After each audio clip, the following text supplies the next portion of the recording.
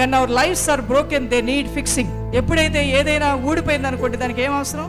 Fixing. ఒక cycle కి అంతా బాగానే ఉంది, ఇంకొక సైకిల్ కి నట్లన్నీ ఊడిపోయి లూజ్ అయిపోయింది. 2 సైకిళ్ళు నీవే. బాగున్న సైకిల్ నువ్వు పక్కన పెట్టి బాగోని సైకిల్ దగ్గరికి వెళ్ళి అది కూడా బాగు చేస్తావు నువ్వు. ఎందుకంటే అది నీది కాబట్టి. బాగున్నదైనా బాగుందైనా 2 నీవే.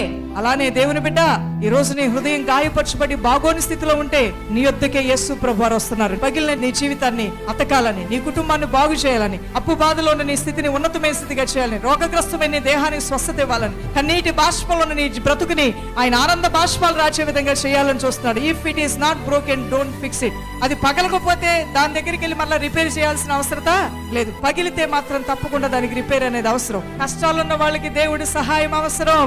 ఇబ్బందుల్లో ఉన్న వారికి దేవుని సహాయం అవసరం. రోగాల్లో ఉన్న వారికి దేవుని సహాయం అవసరం. బాధల్లో ఉన్న వారికి దేవుని సహాయం అవసరం. నిరాశలో ఉన్న వారికి దేవుని సహాయం అవసరం.